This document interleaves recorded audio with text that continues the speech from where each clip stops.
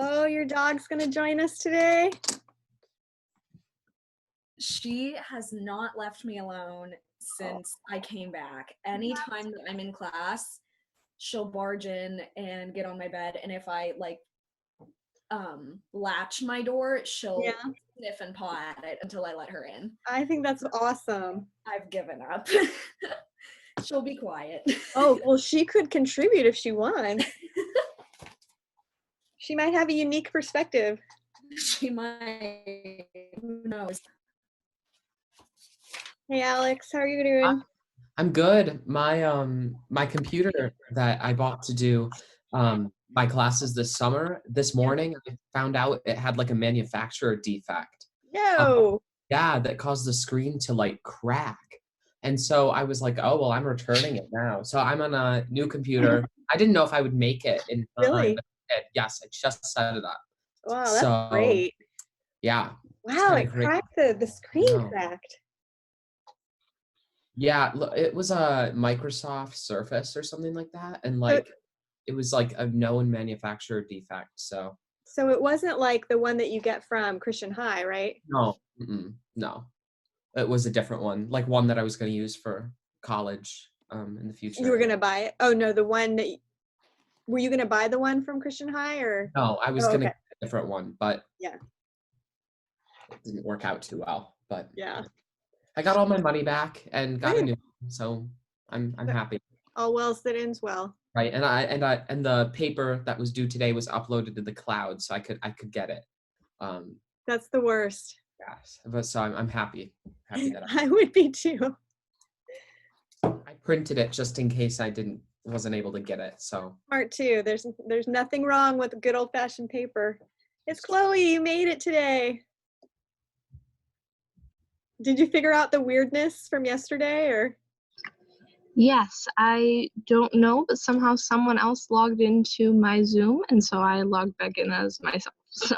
Wow, that's just so weird. I deliberated a long time, and I just thought, gosh, could it really be a student?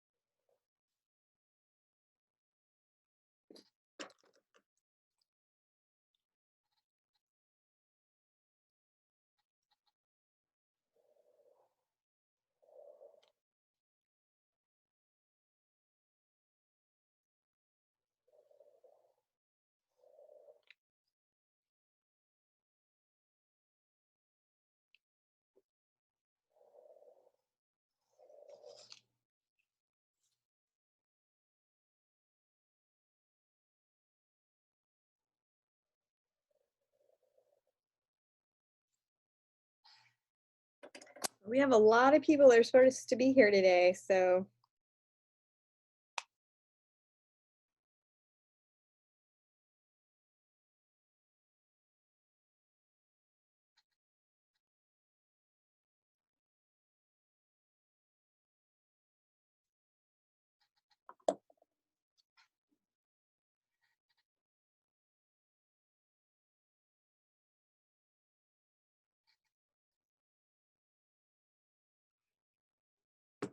If you are here, go ahead and put your name in the chat. So how I'm taking attendance.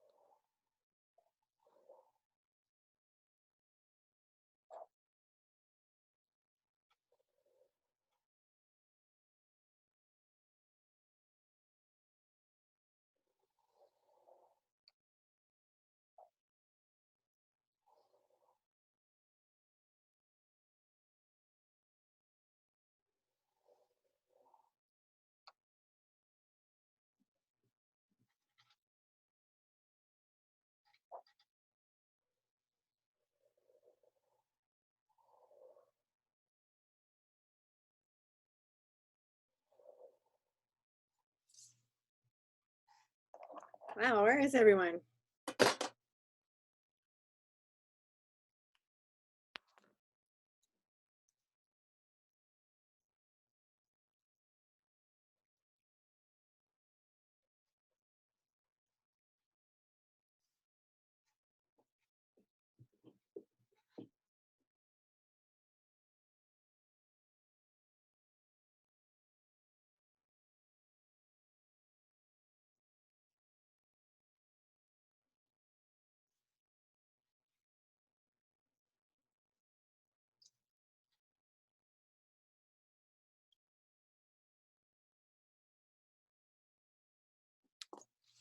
Just check my email in case people are frantically trying to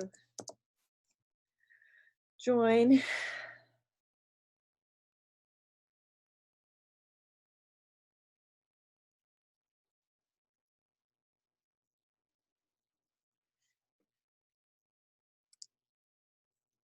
Doesn't look like it.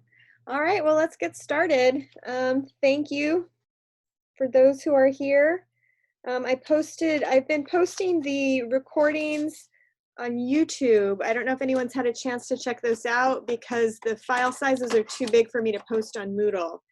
And they're unlisted, which I've been told by my daughter means that if you have the link, which I post on Moodle, that means you should be able to access the video. So hopefully that's been the case and people have been able to access them. A couple more people coming in.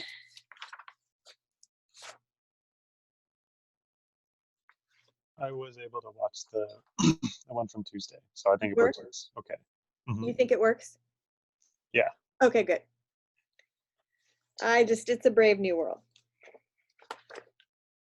Okay, so last time we talked about the mark on the wall, and we were discussing the ways in which it's a story about someone trying not to think about World War I, but then not being entirely successful at doing so.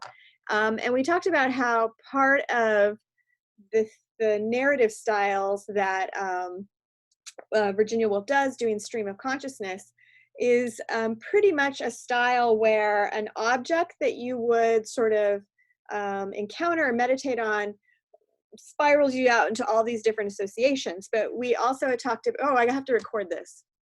Is it okay if I record it? Thank you. I keep forgetting. It's also, it's not simply that the object that's being contemplated is unrelated to the rabbit trail that goes on. So for example, the claim that the mark on the wall could be a smudge left by a decaying rose leaf leads the narrator to think about dust and cleaning, and leads her to think about Troy. And Troy, of course, the story of Troy and the Trojan War is a story of war. And in the same way, thinking about other things leads her on these paths of thinking that in some ways like really seem not unrelated to thinking about war. So one of the things she thinks about is, well, what happens? We all die, we all turn to dust. And in a story that's set in 1917, thinking about life and death and what happens to those who die would be pretty easy to sort of think in terms of World War I.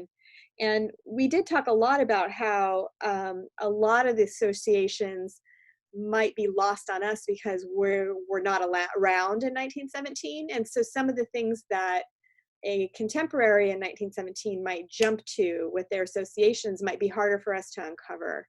And my big example there was the part about South Downs, and how South Downs was this place where you could hear the war, the fighting from France, and that you could often see German prisoners of war walking past. So if you lived in South Down, you had like this daily reminder of the war going on almost in your backyard.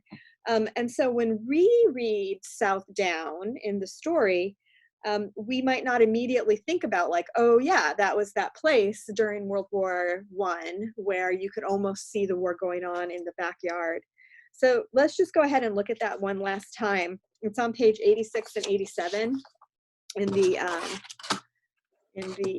story.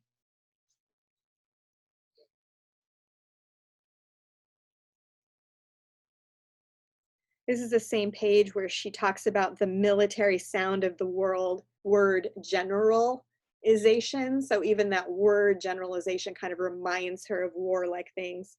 But if you go down to that last paragraph, she says, in certain lights, that mark on the wall seems actually to project from the wall, nor is it entirely circular. I cannot be sure, but it seems to cast a perceptible shadow, suggesting that if I ran my finger down the strip of wall, it would, at a certain point, mount and descend a small tumulus, a smooth tumulus like the barrows on South Downs, which are, they say, either tombs or camps. Of the two, I should prefer them to be tombs, desiring melancholy like most English people, and finding it natural at the end of a walk to think of the bones stretched beneath the turf. There must be some book about it. Some antiquary must have dug up those bones and given them a name. What sort of man is an antiquary, I wonder? Retired colonels for the most part, I dare say, leading parties of aged laborers to the top here, examining clods of earth and stone and getting into correspondence with the neighboring clergy, so forth and so on. And ends up talking about how in the bottom of that paragraph, how the retired colonel is thinking that of the camp and the arrowhead there, which is now in the base of a local museum. And so what I was talking about is for a place, Southern Downs, where the war is happening, and where there had been trenches and so forth.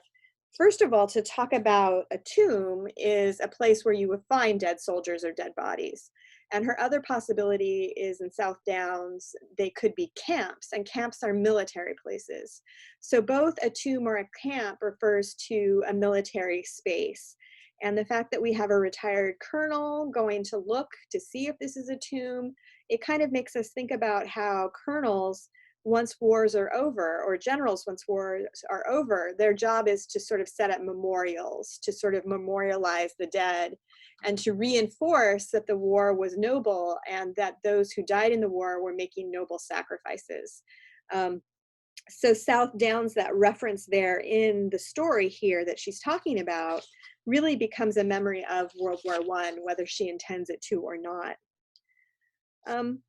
And the big thing we talked about was at the very end of the story on 89, when her mind is kind of just going all over the place, and then suddenly there's someone standing over me and saying, And we might think that is part of her mind spinning, but it turns out there's a real person who says, I'm going out to buy a newspaper.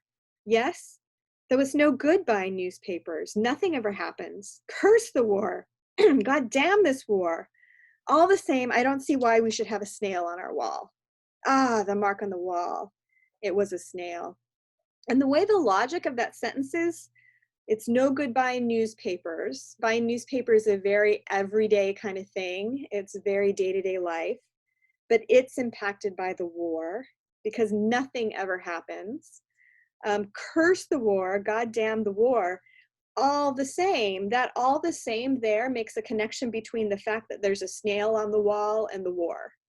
And so we can see how the fact that the mark on the wall was a snail this whole time suggests that this has been a story trying to avoid thinking about walls, the war, and then not always succeeding doing so because the war always comes back. And I talked about how this was really interesting because if the mark on the wall is actually a kind of war literature, it's war literature that's very different from the trench poets we read or even the Wasteland, because it's written from the perspective of a non-combatant, a civilian.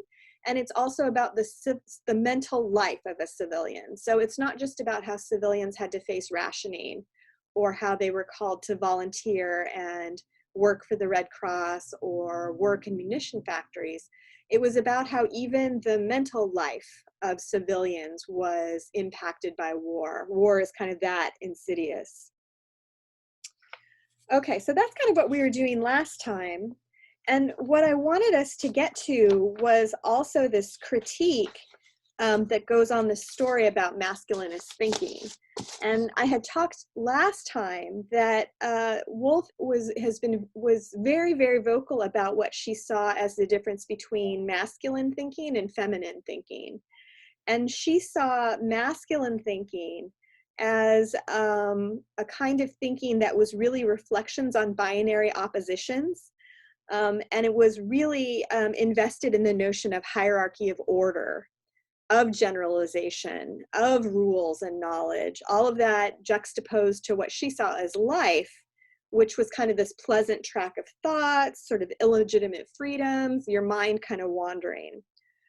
So the binary oppositions create some thematic links to Woolf's well-known hostility toward masculine myth of historical fiction. And we talked about how when she imagines Shakespeare writing historical fictions about kings, it was very different a way she would tell historical fiction by starting with flowers and saying, oh, here's a flower, it was grown during the reign of Charles I.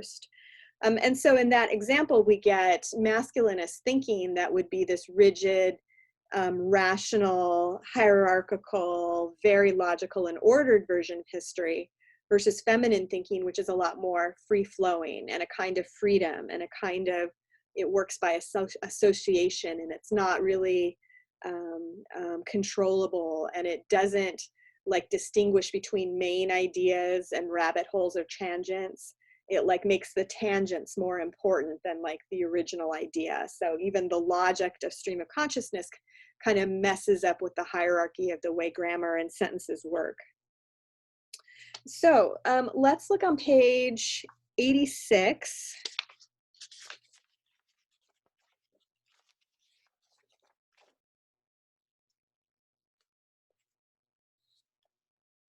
And this is kind of a little example of kind of that masculinist thinking.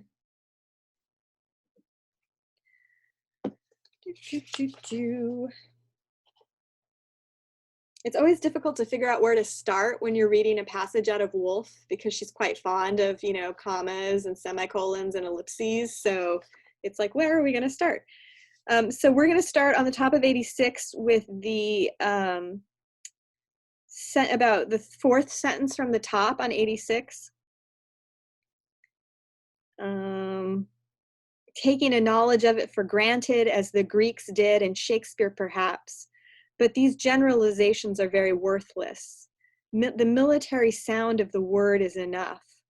It recalls leading articles, cabinet ministers, a whole class of things indeed which a child one thought the thing itself, the standard thing, the real thing, from which one could not depart save at risk of nameless damnation. Generalizations bring back somehow Sunday in London, Sunday afternoon walks, Sunday luncheons, and also waves of speaking of the dead, the clothes and habits, the habits of sitting together in a room until a certain hour, although nobody liked it. There was a rule for everything. The rule for the tablecloths at particular period was that they should be made of tapestry with little yellow compartments marked on them. And if you go down a little bit further, a few lines down, what now takes the place of those things, I wonder, those real standard things?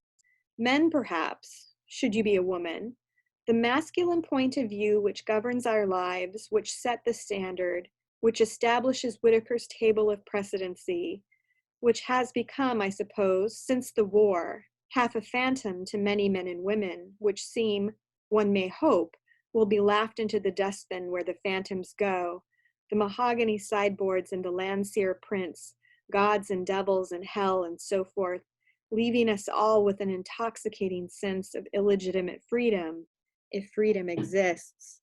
So she thinks that masculine point of view is the thing that governs lives. The way she describes things about leading articles, cabinet ministers, what you do on Sunday, even what tablecloth should be on your table on Sunday. That's an example of the kind of masculine point of view which governs lives, and which sets standards, and which establishes Whitaker's table of precedency. And if you look at our footnote that we have here, which is always useful, this is probably a reference to the peerage of the United Kingdom, which is included in Whitaker's Almanac. And the table of the British peerage has the list of all the aristocracy families and their level in a hierarchical structure. So it's all genealogy and a way of figuring out which aristocrats are more important than other aristocrats. So it's all about standards and rigid systems and grids and plotting things out.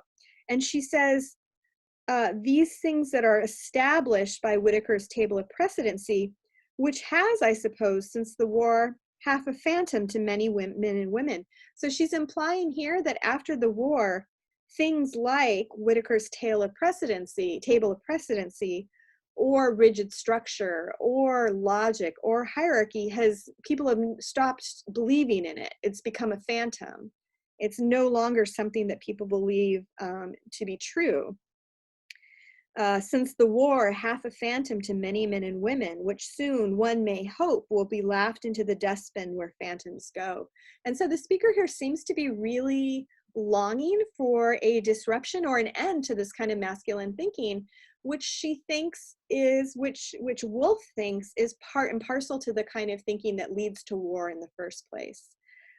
She describes masculine thinking in other places as ways of seeing the world through strict distinctions. And so she thinks language that has to do with patriarchy, rationalism, patriotism, being very focused on causes and effects. These are all kinds of ways of thinking that also lend themselves to seeing war as a solution. Patriarchal thinking is all about like who owns what, who deserves what, who gets what money, who gets what recognition, and that's like makes up sort of the thinking about war too.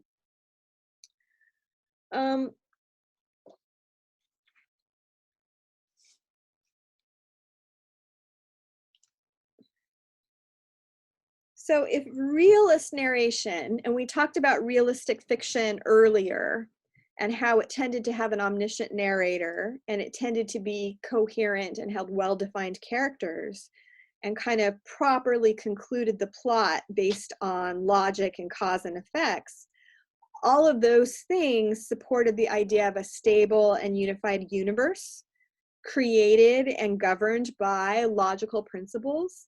So that means that realistic narration is really sort of dependent upon rational logic. And so then it makes sense that what Woolf is doing is trying to move away from stable narration and really rigorous rational logic because she's trying to do a critique of the kind of language that she thinks ultimately leads to war. So the problem she has, and I mentioned this last time, is if she wants to write a critique of war, if she used stable traditional narrative and literary structures to do so, she's using the language that supports war in the first place. So in order to write a critique of war, she has to do things that violate kind of the rules of traditional, stable narrative strategies. So one really small example is that if rational and stable and traditional narratives also always start with a clearly defined time and place, like let's look at how the mark on the wall begins. This is just the very beginning of the story.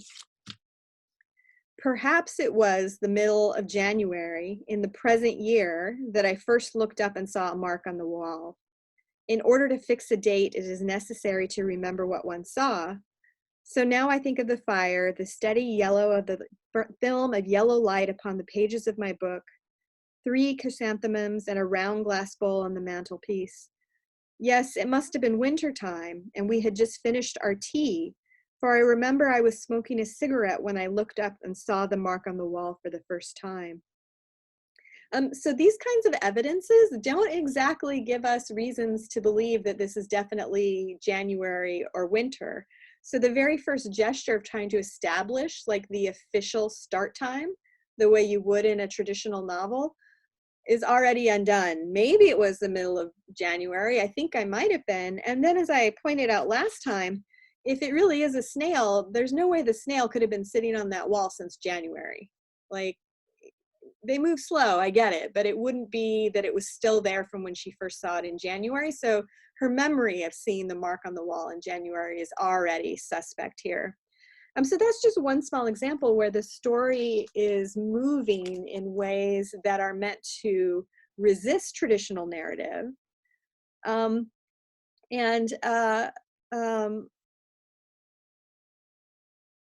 Any attempt that the narrator makes to try to fix time only makes it more and more hypothetical and non-defined.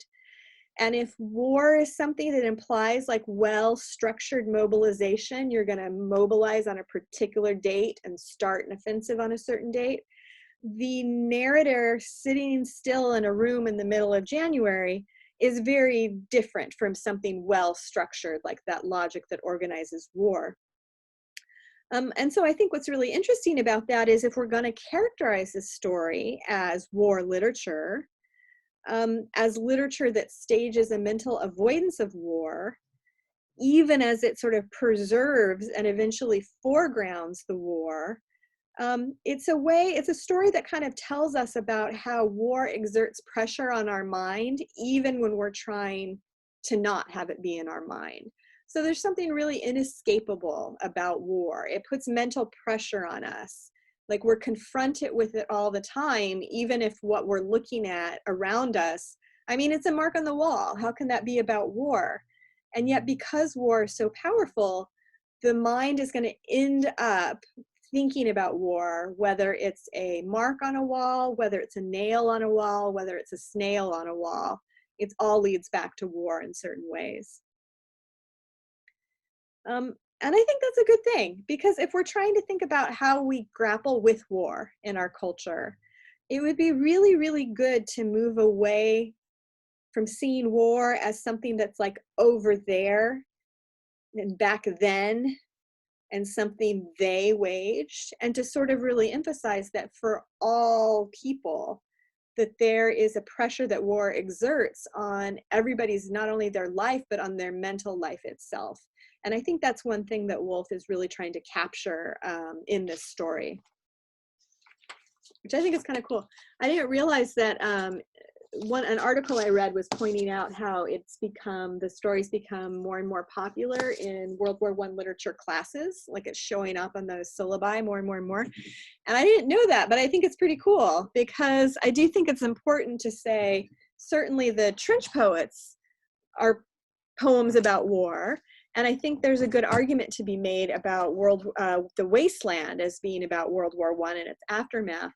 But it's really cool here to have this female writer who's writing in a very, very, very different kind of style. And that could also be war literature too, and something that we can use to think through why war continues. What are the kinds of thought processes that tend to lead toward war? Okay. Any thoughts about that? I know you're never supposed to say that. They always tell you, like in teaching school, never say a bunch of stuff and say, do you have thoughts about that? It's too much pressure, but do you have thoughts about that?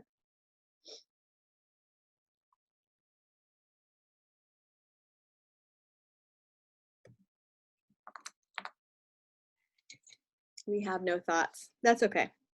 So now let's jump over to Mrs. Dalloway and Bond Street. It was written in 1922 and published in 1923, so the year after The Wasteland came out. It's a look at a morning in a typical in London by a woman who's actually a member of the upper classes. She's not part of the aristocracy, but she's wealthy, and she has an estate, and she has a husband who has a respected position in British government. And this too, I want to argue, is a story that really has a lot of remembrances about war going on in it too. Some of them are pretty explicit and some of them are less so. But it's another example of the ways in which Woolf could be said to be trying to craft a way of telling stories that resists sort of masculine, what she calls masculine thinking, because she wants to do something that resists the kind of masculine thinking and writing and logic that she sees as part and parcel to the kind of language and way of thinking about the world that leads us to war. So the way I think that kind of, tension plays out, I think the tension between masculine thinking in The Mark on the Wall and resistance to masculine thinking really comes out just in the fact that it's this stream of consciousness story where this woman is going on and on and on these infinite rabbit trails. But in Mrs. Dalloway and Bond Street, I think it comes out in particular in questions about capitalism and the marketplace and buying and selling. So this is essentially a story about shopping. Mrs. Dalloway is going to buy gloves, and she passes other streets and kind of does window shopping. So she goes by a bookstore and imagines buying a book and giving it as a gift. She goes by a jewelry store and thinks about buying something for her daughter.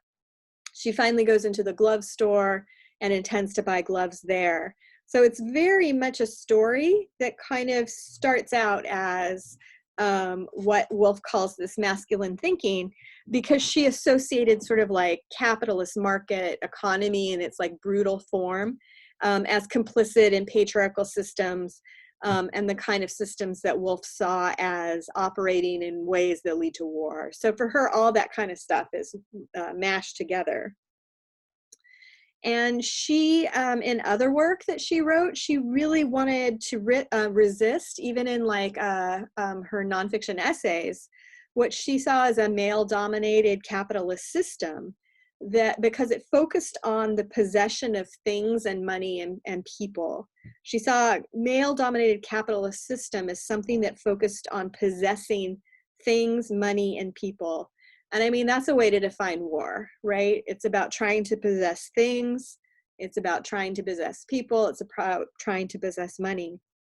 And she also saw capitalism as a rational system focused on calculation and fixing value, and an intent to maintain clear boundaries of distinction because there's a buyer and there's a seller. And it was sort of rigorously organized by the profits of the laws of profit and loss. So capitalism is very rigid, it's very binary, and it's very linked to ways of thinking about people and money and objects in terms of I own it, I possess it, it is mine, I want to keep it.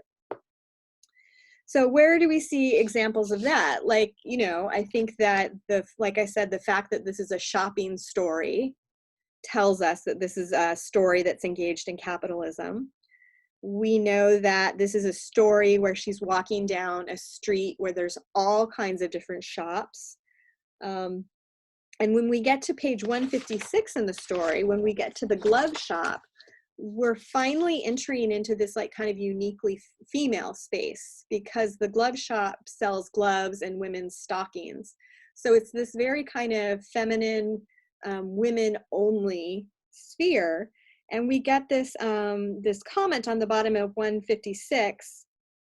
They waited, the clock tick, Bond Street hummed, dull and distant. And so it's this, this image of almost an oasis. Like all the bustling, rigid buying and selling of capitalism is going on outside on the street, but Clarissa and the other women have gone into this place that's kind of enclosed and quiet and calm, and only this dull humming you can hear in the distance and outside. Another place where we see masculine thinking show up is on page 157. And one thing Clarissa is thinking about several times is about giving gifts to people, whether it's giving a gift of a book to her friend Millie, or giving, whether it's giving a gift to her daughter or giving a gift to the woman that works in the shop, just because. At the bottom of 157, she's just about to suggest or invite the shopkeeper to stay at this one country house. But then she remembered how on their honeymoon, Dick had showed her the folly of giving impulsively. It was much more important, he said, to get trade with China. So somehow her husband is saying that giving gifts is sort of the opposite, or is sort of a challenge to making trade with China, which is a really weird thing to say. You'd think that those both things could exist. Like, you could give a gift to somebody and there could still be trade with China. But he thinks she's a fool. He thinks that she's it's a folly for her to think that. Of course he was right, and she could feel the girl wouldn't like to be given things. There she was in her place. So was Dick. Selling gloves was her job. So masculine thinking, instead of this being that Clarissa is feeling sympathy and empathy toward the shop girl, suddenly she realizes the girl is the shop girl doing her job. She's not like a friend of mine I'm connecting with. We're simply a buyer and a seller. And that's a masculine way of thinking in Woolf's arguments here. And it goes against this idea that you could give gifts to people for no reason and to get nothing back instead. So masculine thinking kind of says, you know who the buyer is, you know who the seller is. It's very rigid. We don't want to sort of give gifts extravagantly because that's pointless and it's a waste.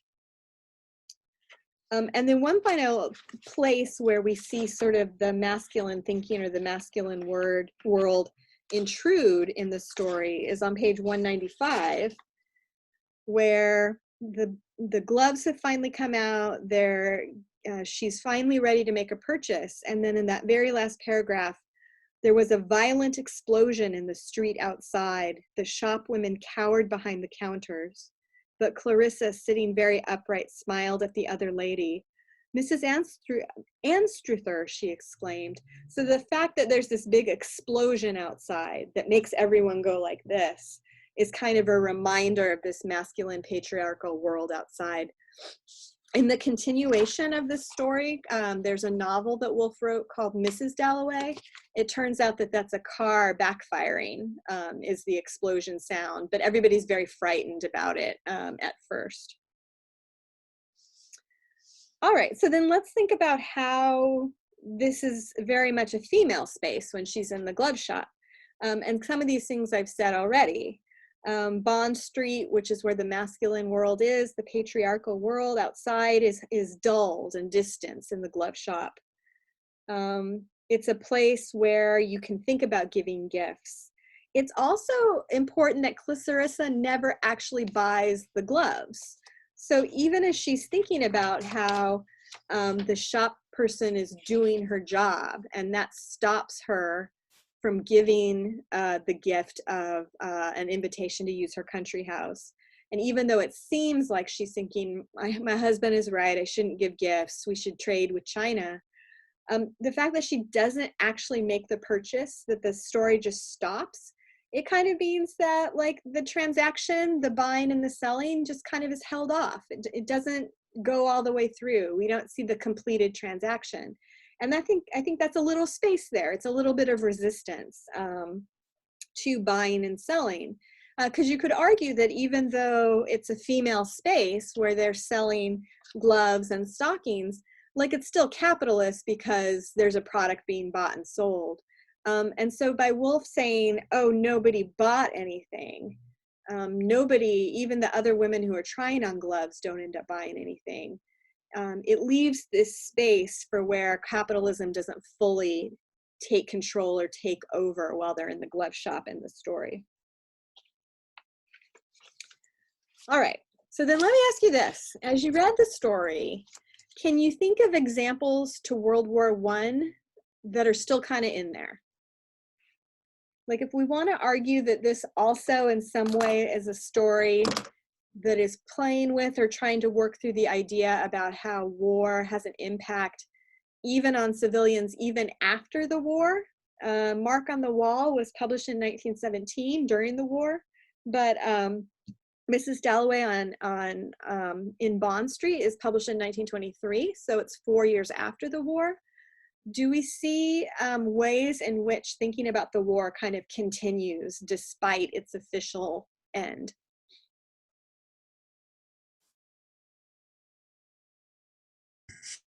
I thought them, the ladies behind the counter cowering when they hear the explosion outside.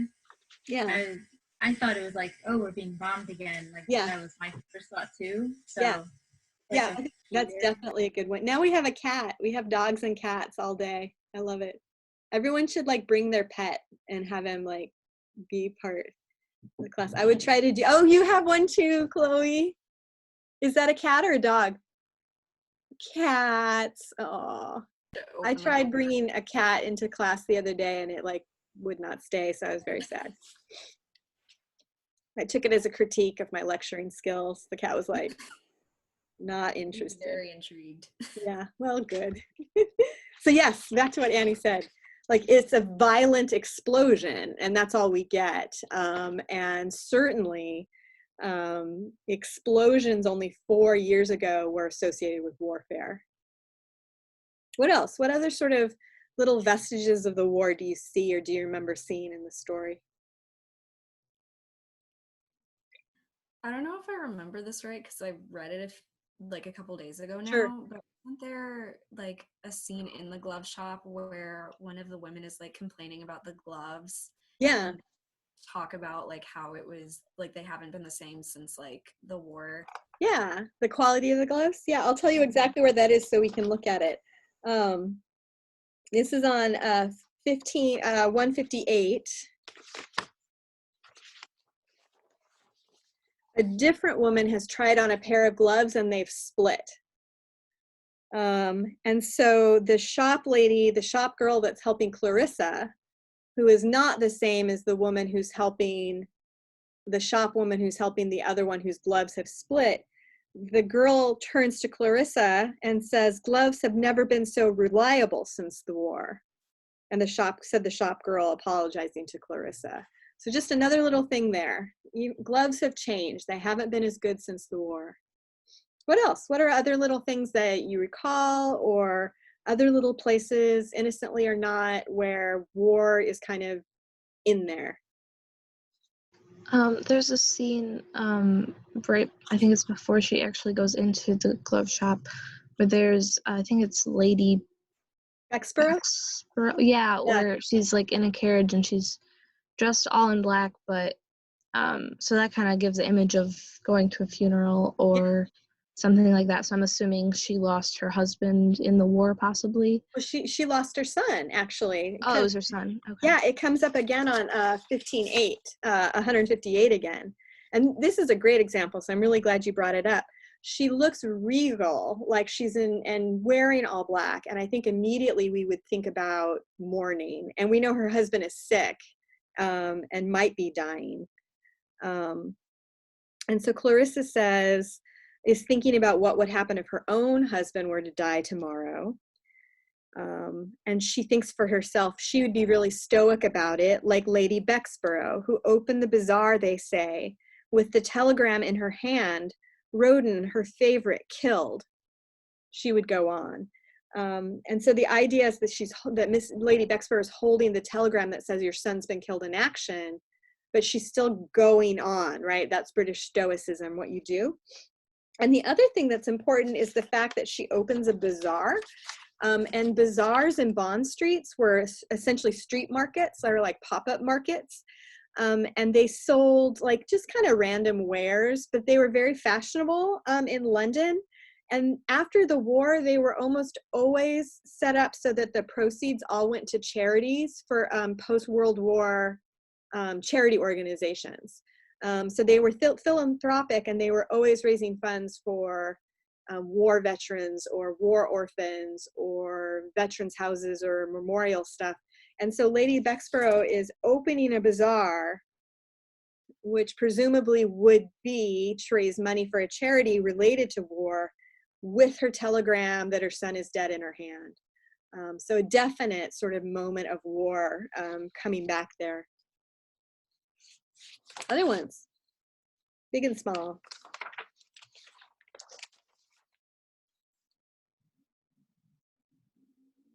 There's a lot of little ones outside as she's walking around, and some of these too that were not Londoners in the 1920s, so they might be less familiar to us. But for example, here, and I'll just kind of go through some of them. On the bottom of 152, in the second to last paragraph, Clarissa thinks how people suffered, how they suffered, she thought, thinking of Mrs. Foxcroft at the embassy last night, decked with jewels, eating her heart out because that nice boy was dead, and now the old manor house must go to a cousin. Well, this is a story of a war casualty. Because her son has been killed, the family manor is going to pass to a cousin instead.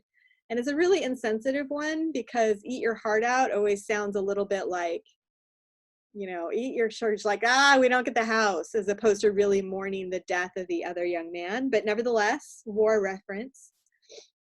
When she's on the next page, on 153, in the middle of the page, she had passed through the Admiralty Arch. She saw at the end of the empty road. That is an office place that was the office place for the Royal Navy. And so later on the next page, where she talks about the air stirred with energy and messages were being passed from the fleet to the Admiralty, she's talking about the military exchanging messages between the office building and the ships in the port. There's a bronze statue. A man in bronze, this is 153, a man in bronze stood heroically on a pedestal with a gun on her left-hand side. The South Africa War. That's a reference to the Boer War, B-O-E-R, and it was a war between Britain and two independent states in Africa and two other South African republics. And what had happened is there was a discovery of a diamond and gold mine in the Boer states, and Britain essentially wanted to have it. And so it lasted from October of 1899 to May of 1902, and the British eventually won and claimed what had formerly been these independent African places as colonies for the empire. But it was the most costly war England had ever fought before World War I. And it also sort of brought guerrilla warfare to the attention to the West, because the African nations, because they were forces were so much smaller and they didn't have all the weaponry, they engaged in a lot of guerrilla warfare that the British just had a terrible, terrible time trying to fight against. And so people say that conflict kind of was like a little foretaste of the kind of warfare that was going to happen in World War I. So to see this bronze statue that's supposed to be a hero from the South African War is a reminder of war here. A little bit further down, she's thinking about Buckingham Palace and the Queen. Buckingham Palace, there it stood forequarter in the broad sunshine, uncompromising, plain. But it was character, she thought, something inborn in the race, what Indians respected. The Queen went to hospitals, opened bazaars, the Queen of England. So, you know, to say Indians respected it is to go back to this idea of Indian colonies and how the monarchs of England are also the monarchs of their colonies and so forth. And then again, too, the Queen of England opens bazaars. So there's a whole lot more that just kind of are just dropped in there. Some of them are really obvious, like, you know, talking about the quality of the gloves before the war and after the war. Others of them are things like the statues or the office buildings of the military or things like the explosion. But they're really there. The war is not only outside in the street with the statues and the memorials, but also inside the shop, because the war has allegedly impacted the quality of gloves that you could get. So once again, we get this picture of no matter where you are and what you're doing, you can't escape World War I, even as late as 1923. And one of the things that Woolf argues or sort of wants us to think about in the novel version of Mrs. Dalloway is to say, how do we know when war ever stops? Like, how do we know war stops? Like, we may sign a treaty on November 11th at 11:11 a.m., but what about people who are veterans who are injured and come back and have lost a leg or lost a limb? Like, does the war ever end for them?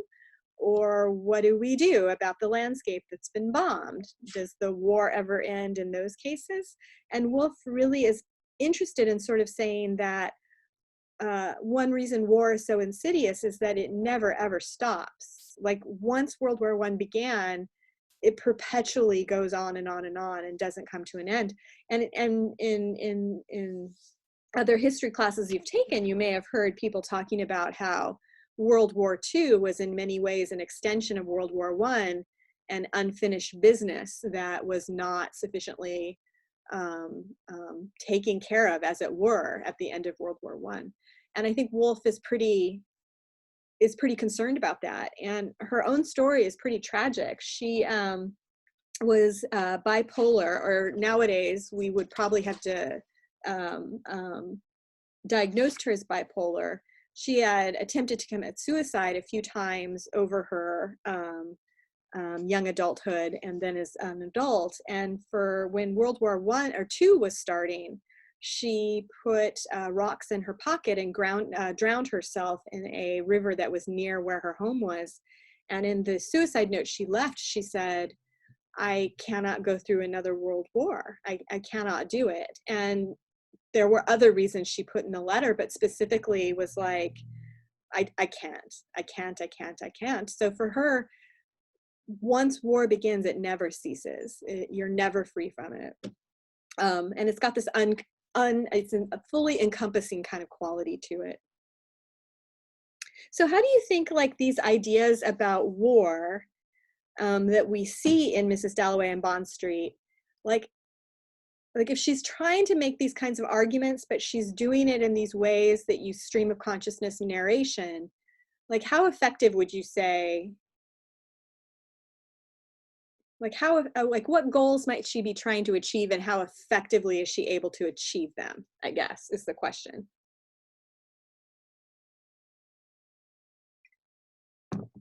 Or to put it another way, is this the kind of story that, because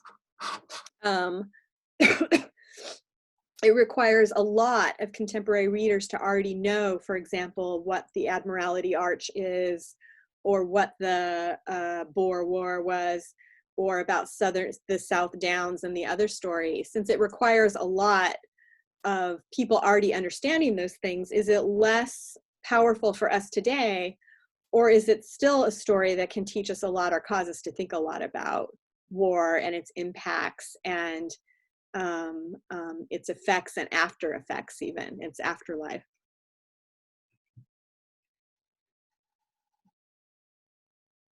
I feel like because of all of the information that I didn't know before you explained it, it has a lot less impact standalone today, just because I'm not familiar with a lot of the Right. stuff she references. But I feel like once you've now explained a lot of the things, I can see how it would have an impact. Yeah. More so than it does now. I think that's a fair way to think about it. Other thoughts? I don't think it's remarkably different from other writings in that sense, because all writers, I feel like, reference stuff in their own time and try to relate to readers in their own time. Very few people write for the future, but it is, I think she does probably include more subtle references that locals would get more than, and would be understood universally. Yeah.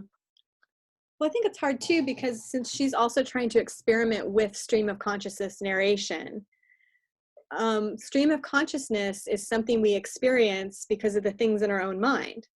And the things we experience in our own mind are unique to us, and we're not always aware of how they function and how they work. So you could be walking down the street and glance at something, and maybe it's this deeply significant marker for, I can't even think of an example off the top of my head, but just because you live and breathe in this world, it's going to resonate in your head on and on and on again. And so it's really hard for stream of consciousness for us to enter into it sometimes, because while we can appreciate or know how it works, the process of stream of consciousness, we can't necessarily understand how a different person's stream of consciousness thought is operating, because that's not our brain, And so a lot of people think or see or argue that what Woolf is trying to do is to try to capture sort of a certain psychological state and share that with the reader.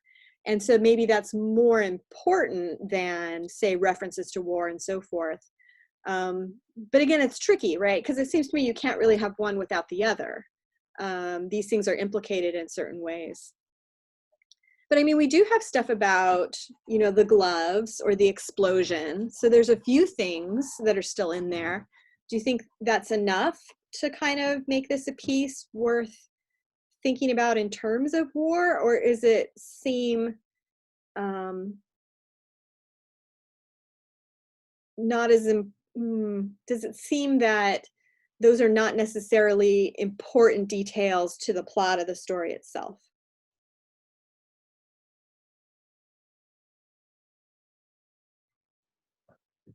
I don't know. My first impression was that it was more about gender roles than about war, but Sure. Well, it's that's not just me. about gender roles, right? Yeah. Can you say more about the gender roles you were thinking about? Well, I just saw hints of different things. Oh shoot, I think I just turned my computer off. I had it on the screen, but there was one part when she mentioned that she was thinking that it'd be bad for women to be in parliament, which was weird to hear coming from a woman. Yeah. And then there's another part. I don't know if I can find it. But it just seemed like she was kind of, I don't know, in a way indoctrinated with the masculine thinking of her husband. Yeah. And not having as many original thoughts. Mm-hmm. Or when she did have them, they were kind of suppressed because her husband would think that they're wrong. Yeah. So. I think that's totally right. I just talking about women in parliament and thinking too about how Chloe brought up Mrs. Lady Bexborough. On page 156, Clarissa really admires her. Clarissa would have given anything to be like that, the mistress of Clarefield, talking politics like a man. So she wishes she could be that, but she's not going to be that for some reason, or she won't let herself be that. And I think too, even buying gloves, you have to live in a certain class to where buying elbow length gloves that you're wearing frequently is actually a thing. That means you don't work with your hands. That means you go to the opera. That means you don't engage in activities where your hands can get really dirty. Because we're not talking about work gloves here. We're talking about special French gloves with pearl buttons that go past the elbow. So even that, and how there's the comment where her uncle said that you can tell like a real lady, you can tell a real lady by her gloves. So there's this idea that to be a lady, to have a certain sort of status requires proper behavior and proper clothing, and, you know, buying appropriate and proper things, as opposed to, I don't know, wasting money on frivolous things, or something like that. So I definitely think there's gender issues there too, which I think is what makes it so interesting, that it's this glove shop with women's stockings. Like, it mentions a couple of times how the women's stockings are there kind of hanging in the breeze. And since women's stockings were woven by nylon during World War I, nylon was rationed. And so people could like really publicly shame women who wore stockings during that time, because it was seen as a sign of being selfish and not like sacrificing for the war issue. And so in 1923, here where we have this story set, like, oh, it's okay to wear stockings again, and they're sort of beautiful and ephemeral, and they kind of blow in the breeze anytime someone opens the door. So it's a very feminine place, that also reflects, like, in order to be a proper woman, you have to buy and wear certain kinds of clothes. Other thoughts about the story, whether it's about war or anything else? Like, what are some of the things you noticed and found interesting? Excuse me.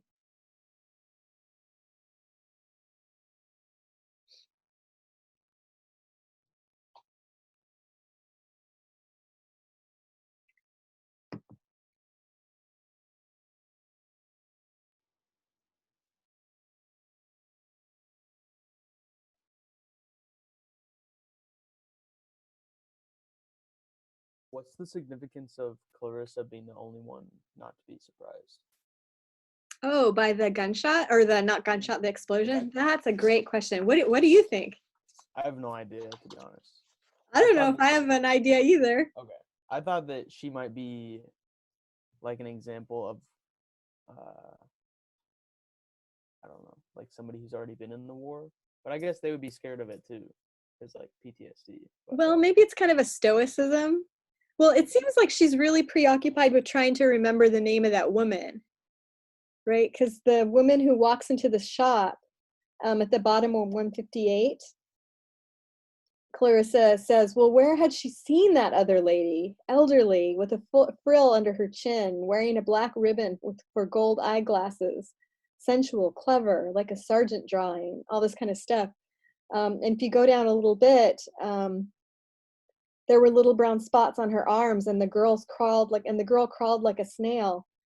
Thou thy worldly task hast done. Thousands of young men had died that things might go on. Like, that's very much a war reference. At last. Now are you going to take 25 minutes to bring my chain?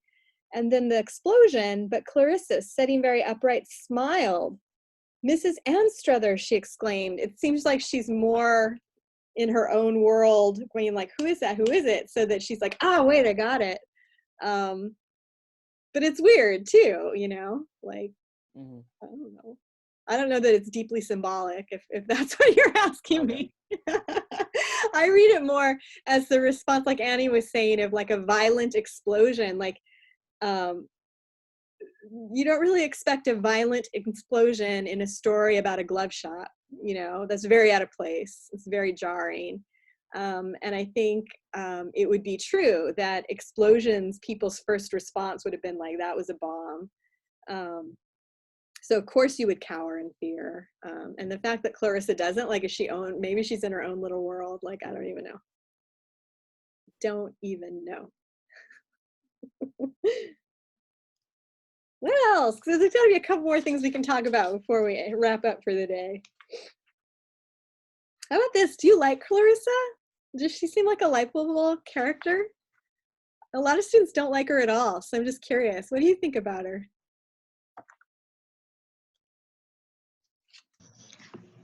To me, she kind of, oh gosh, sorry, that's my cat. He wants food, I'm sorry. But To me, it kind of seems like she's trying to act like everything's okay and trying to just get back to her normal life. And I don't know, maybe it kind of comes off a little bit of snotty. I don't know why, but it just kind of, there's something about her that just, Well, she is upper class. right. So maybe Yeah. maybe it's just that, and just, I don't know, just she seems like she's in her own world kind of a thing. And it just might be the type of writing. But it kind of just seems to me like she's just kind of like more thinking, oh, like kind of ditzy and like in her own head, kind of not really realizing what's going on around her. And that's kind of explains the end, how she just doesn't even notice like the explosions because she's just so much in her own head that it just doesn't faze her. So I don't know. That's totally fair. Like, it just reminds me of when she's thinking about giving a gift. So the shop girl, she thinks is on her period, and so she must be really tired of being on her feet, and it's so painful when you have to work and you have cramps and all this kind of stuff. And so her first impulse is to invite this woman she doesn't know who works in a glove shop to come stay in her country house. Like, that's kind of patronizing too, right? Yeah, it kind of just Sweetie, you're on your seems like, period. Do you want to stay in my country home? right, yeah, it seems like she's like really spoiled and like trying to flaunt what she has, kind of a Or thing. something. Yeah, or she's just not socially aware. And it's not until she remembers what her husband said that she's like, oh, this girl probably wouldn't want to be given a gift. And it's like, you think, I think it's interesting that Clarissa thinks a lot about giving gifts, but then doesn't do it. Like, and I think that's one of those things where it's like, oh, gifts don't fit in capitalism really anyway, because capitalism is about exchange, buying and selling. But when you give a gift to someone, you're not selling it to someone, you're giving it. And so I think that kind of like messes up capitalism in the story, except that she doesn't actually ever give the gift. So she never really upsets the apple cart, but she kind of fantasizes about giving gifts and what it would be like to do so. Anyone else? Did anyone feel like she was like really unpleasant or not so bad, or?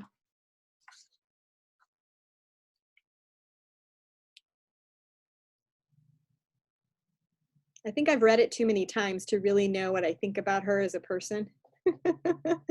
What do you guys think? That's what I want to know. I'm not going to stop class until somebody else tells me what they think about her.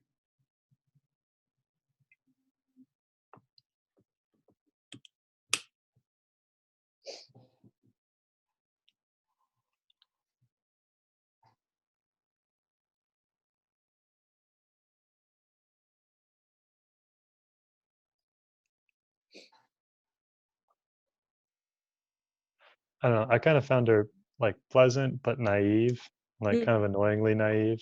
Annoyingly naive. Yeah. What's an example of her being annoyingly naive? Like when she was like inviting the girl to the country home, Yeah, like that would offer much relief. yeah. No, I But think you're right too. Plus, the other thing too is like, she's not saying like, oh, let's go today when you're feeling uncomfortable. mhm, Like weeks from now when you can go on your vacation, let me offer you this. Like, that's naive mhm. too. It's like clearly not a well thought out plan. It's clearly impulsive. Yeah, but she's trying, I guess. Well, yeah, right? Like, it's better than nothing, isn't it? Like, Yeah. has empathy. And the fact that her friend Millie is in the hospital because she's not feeling well and she wants to buy Millie a book to read to kind of pass the time, like, that's kind, Mhm, right? mhm. I don't know. So yeah, that was my impression of her. No, I think that's totally fair. She's really fascinating. I think she's much more well developed in the novel Mrs. Dalloway, partly because it's a novel. And we find out a lot more about her. We find out more about the death of her sister and how that's really changed her, and her love for her daughter, and her love for her husband. And so we find out a lot more stuff that kind of makes that maybe more naive snobbiness feel more palatable, right? Like, we feel more empathy for her. It turns out too that like she's in Mrs. Dalloway, we find out she's actually in her 50s or 60s, and she has a bad heart, and she's been very, very ill, and people have been concerned about her health, and she's lost a lot of weight and all this kind of stuff. So there's other reasons we might empathize with her that we don't get just in this short scene. The other thing that's so interesting is the story, Mrs. Dalloway in Bond Street. There is a similar scene in the novel, but she goes into a flower shop instead of a glove shop. And I've always found like, oh, that's so interesting. Like, why change that scene so much? Like, what was wrong with the glove shop? And instead, she's going in to buy flowers for a party she's holding later on that night instead. So I find that really like a fascinating difference between the rest of it. Well, you guys were good to humor me today. I wasn't so mean to the other class, forcing them to talk. Make sure that you say hello in the chat so I know you're here. I think I got everybody written down, but just to double check, if you put your name in, it like saves the file for me. We are going to meet on Tuesday again, and I will have the final exam, and we'll make some wrap-up comments and all kinds of good stuff. So we just have to hang in there a little bit more, and we'll be moving on from a different into a different phase of being locked down. Oh, I wanted to mention there's this really fantastic little article that N.T. Wright, he's a theologian, wrote in Time magazine before our Easter. And it's about how this is an appropriate time for lament. And I posted the link on our Moodle site because I found it really moving and really helpful. And I thought you might find it encouraging as well. So that's there. Okay. Thank you very much. Have a great weekend. Go sit in the sunshine. That's what I'm going to do. And I'll see you guys later. Thank you. You're welcome. Bye. Bye. Bye.